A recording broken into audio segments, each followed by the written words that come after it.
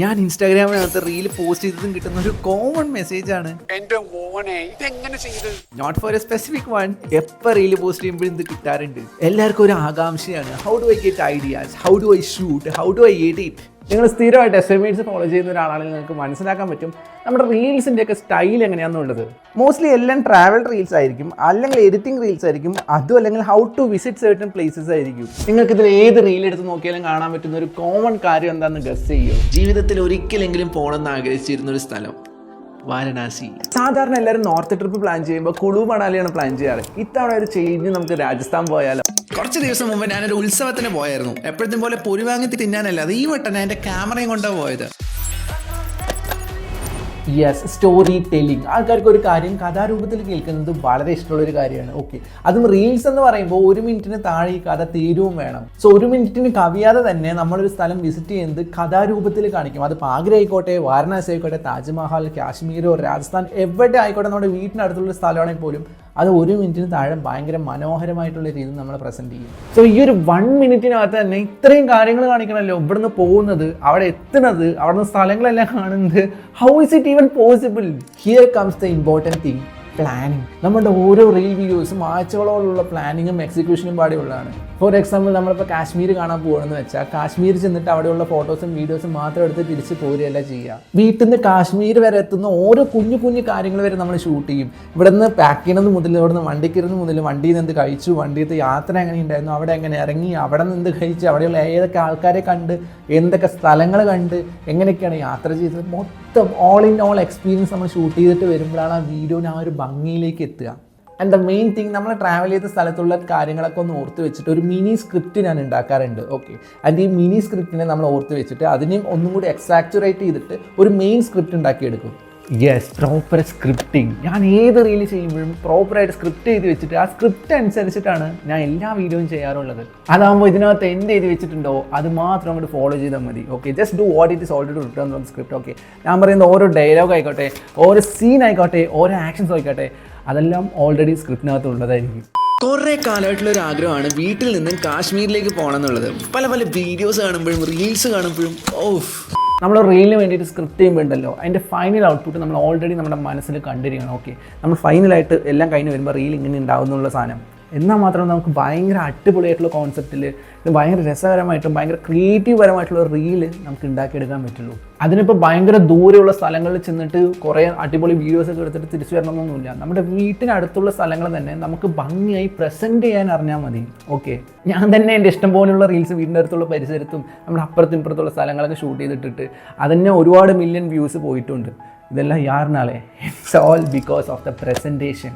അതിപ്പോൾ നമ്മളെടുത്ത വീഡിയോസ് എത്ര മോശം വീഡിയോസ് ആണെങ്കിലും നമ്മൾ കറക്റ്റായിട്ട് എഡിറ്റ് ചെയ്തതിന് പ്രസൻറ്റ് ചെയ്താൽ മാത്രം മതി. നമ്മൾ എങ്ങനെ പ്രസൻറ്റ് ചെയ്യുന്നോ അതിനനുസരിച്ചാണ് വ്യൂവേഴ്സും കൂടുന്നത്. സോ നമ്മൾ ട്രിപ്പൊക്കെ കഴിഞ്ഞ് വീട്ടിലെത്തി എന്ന് പറഞ്ഞാൽ നമ്മുടെ നെക്സ്റ്റ് പരിപാടി എന്താണ്?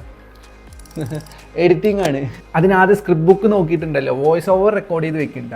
ഈ 2 മൈക്കിൽ ഏതെങ്കിലും ഒരു മൈക്കായിരിക്കും യൂസ് ചെയ്യുന്നുണ്ടാവുക. അപ്പോഴത്തെ മൂഡ് പോലെ ഇരിക്കും. ആൻഡ് എന്തെങ്കിലും ഷൂട്ട് ചെയ്യാൻ കൂടി ഉണ്ടെങ്കിൽ ദേ ഇവിടെ ക്യാമറ വെച്ചിട്ട് ഇതുപോലെ ഓപ്പോസിറ്റ് ഇരുന്നിട്ട് ക്യാമറ നോക്കി ഷൂട്ട് ചെയ്ത് എടുത്ത് വയ്ക്കും.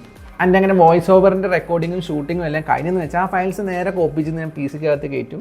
പ്രീമിയർ പ്രോ ആണ് കേട്ടോ യൂസ് ചെയ്യുന്നത്, അഡോബിയുടെ പ്രീമിയർ പ്രോ. പെയ്ഡ് വേർഷനാണ് യൂസ് ചെയ്യുന്നത്. അഡോബിയുടെ എല്ലാ സോഫ്റ്റ്വെയർസും ഞാൻ പെയ്ഡ് സാധനമാണ് യൂസ് ചെയ്യുന്നത് കേട്ടോ. സോ ഈ വീഡിയോനകത്ത് നിങ്ങൾക്ക് കാണാൻ പറ്റുന്നുണ്ട്, ഞാൻ ചുമ്മാ ഫോൺ നോക്കി നിൽക്കുന്ന ഒരു ക്ലിപ്പിൽ തന്നെ ഞാനൊരു കാര്യം പറയുമ്പോൾ കറക്റ്റ് അതിനനുസരിച്ചുള്ള ടെക്സ്റ്റ് മെസ്സേജ് ഇങ്ങനെ ഫോണിൻ്റെ ചുറ്റും ഇങ്ങനെ പാറിപ്പറന്ന് വരുന്ന പോലുള്ള ഒരു എഫക്റ്റ്. ഓക്കെ, ഇത് ഒറ്റ ക്ലിക്കിൽ നമ്മൾ ഉണ്ടാക്കുന്നതല്ല. ഇതിൽ ഓരോ ടെക്സ്റ്റ് മെസ്സേജും ഓരോ PNG ഇമേജാണ്. ഓക്കെ, സോ ഈ PNG ഇമേജ് നമ്മൾ ഫോട്ടോഷോപ്പിനകത്ത് ഉണ്ടാക്കിയിട്ട് ടെക്സ്റ്റൊക്കെ കൊടുത്തിട്ട് ഇമോജിയൊക്കെ കൊടുത്തിട്ട് അതിന് PNGയിൽ ട്രാൻസ്പെറൻറ്റ് ലെയറാക്കി സേവ് ചെയ്യും ഓരോന്നും. ഓക്കെ, എന്നിട്ട് പിന്നെ നേരെ പ്രീമിയർ പ്രോയിലേക്ക് കൊണ്ടുവന്നിട്ട് ഇവിടെ നിന്ന് നമ്മളെന്താ ചെയ്യുന്നത് വെച്ചാൽ ഈ ഓരോ PNG ഇമേജും കറക്റ്റ് പറയുന്ന നേരത്ത് ഫോണിനകത്ത് നിന്ന് ഇങ്ങനെ ഈസിൻ ചെയ്ത് പുറത്തേക്ക് വരുന്ന പോലെയുള്ള എഫക്റ്റ് ഇട്ട് കൊടുക്കും. ഓക്കെ, ഇത് ഒരു സിംഗിൾ എഫക്റ്റ് ഡ്രാഗ് ചെയ്ത് ഡ്രോപ്പ് ചെയ്യുന്ന പരിപാടിയല്ല, ഓരോന്നിനും നമ്മൾ മാനുവലായിട്ട് എഫക്റ്റ് ഇട്ട് കൊടുക്കും. എല്ലാം ഇട്ട് കൊടുത്ത ശേഷം ഈച്ച് ആൻഡ് എവറി ടെക്സ്റ്റ് മെസ്സേജിന് 0.25 സെക്കൻഡ്, അതായത് കാ സെക്കൻഡ് ഡ്യൂറേഷൻ, ഒന്ന് വന്നതിന് കാ സെക്കൻഡിന് അടുത്തത് വരുന്നുള്ള സമയം നമ്മൾ സെറ്റ് ചെയ്ത് കൊടുക്കും. എന്നിട്ട് അത് ഓരോന്നും ഇങ്ങനെ കറക്റ്റ് സമയത്ത് വരും. മാത്രമല്ല, ഫോൺ എങ്ങോട്ടെങ്കിലും മൂവ് ചെയ്യുന്നുണ്ടെങ്കിൽ അതിൻ്റെ കൂടെ തന്നെ ഇത് മോഷൻ ട്രാക്കിംഗ് ചെയ്തിട്ട് അതിനൊപ്പം മൂവ് ചെയ്യും. അത് മാനുവലായിട്ട് ഞാൻ ചെയ്യുന്നത് ഇതിനകത്ത് പ്രീമിയർ പ്രോനകത്താണ്. അത് ആഫ്റ്റർ എഫക്ട്സ് ആണ് നമുക്ക് ട്രാക്ക് ചെയ്ത് കൊണ്ടുവരായിരുന്നു. ബട്ട് ഇത് പ്രീമിയർ ആയതുകൊണ്ട് നമ്മൾ മാനുവലായിട്ട് ഫോൺ അടക്കെങ്കിലും മൂവ് ചെയ്യുമ്പോൾ അതിനൊപ്പം ഇത് നീക്കി കൊടുക്കും. ഓക്കെ, സോ അങ്ങനെയാണ് ആ ഒരു എഫക്റ്റ് നമ്മൾ ഉണ്ടാക്കിയെടുത്തത്.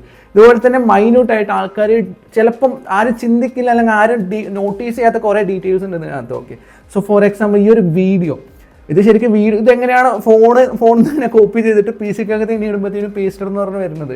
കുറേ പേര് ശ്രദ്ധിച്ചിട്ടുണ്ടാകും, ശ്രദ്ധിച്ചിറങ്ങി മെസ്സേജ് ബ്രോ അങ്ങനെയൊക്കെ കോപ്പി ചെയ്യാൻ പറ്റുമെന്നൊക്കെ ചോദിച്ചിട്ട്. ബട്ട് ഇത് ചെറിയൊരു ട്രിക്കാണ്, അതിപ്പോൾ പറഞ്ഞുതരാം.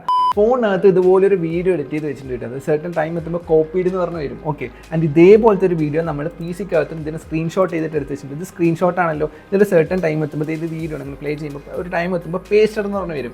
ഈ 2 വീഡിയോ നമ്മൾ ഉണ്ടാക്കി വെക്കുക. എന്നിട്ട് ഇതിനകത്ത് കറക്റ്റ് കോപ്പീഡ് എന്ന് വരുന്ന സമയത്തുണ്ടല്ലോ, കറക്റ്റ് ഇങ്ങനെ കോപ്പീഡ് എന്ന് വരുമ്പോൾ നമ്മൾ കറക്റ്റ് ഇങ്ങനെ കൈ വലിക്കണം. ആൻഡ് ഇതിനകത്ത് പേസ്റ്റഡ് എന്ന് പറഞ്ഞിട്ട് ഒരു സെർട്ടൺ മൊമെൻറ്റിൽ പേസ്റ്റഡ് എന്ന് വരും. അവിടെ നമ്മൾ കൈ ഇങ്ങനെ വിടണം, ഇങ്ങനെ എടുത്തിട്ട് ഇങ്ങനെ. Okay, so 2 video at A ടൈമിൽ പ്ലേ ചെയ്യുമ്പോൾ നമുക്ക് ഈ ഒരു എഫക്റ്റ് ഉണ്ടാക്കിയെടുക്കാൻ പറ്റും. It's an illusion type of effect. Okay, ഇതേപോലെ തന്നെയാണ് ഇതിനകത്ത് വരുന്ന പല ഓഡിയോ സൗണ്ടും. നിങ്ങൾ ചിലപ്പോൾ നോട്ടീസ് ചെയ്യണ പോലും ഉണ്ടല്ലോ, അത്രയും മൈന്യൂട്ട് സാധനങ്ങളായിരിക്കും.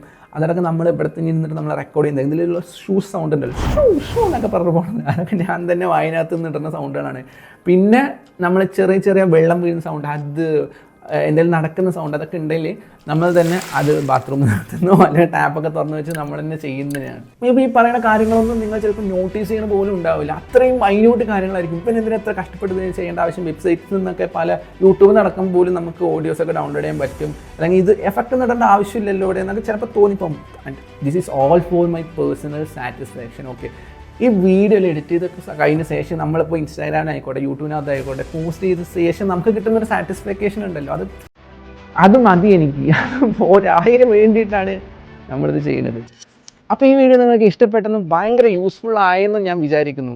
ഓക്കെ, അപ്പോൾ ഇതുപോലെയുള്ള വേറെ അടിപൊളി മാസ്മരിക വീഡിയോസായിട്ട് നമുക്ക് വീണ്ടും അടുത്ത വീഡിയോയിൽ കാണാം. അപ്പോൾ അതുവരേക്കും keep creating and B creative.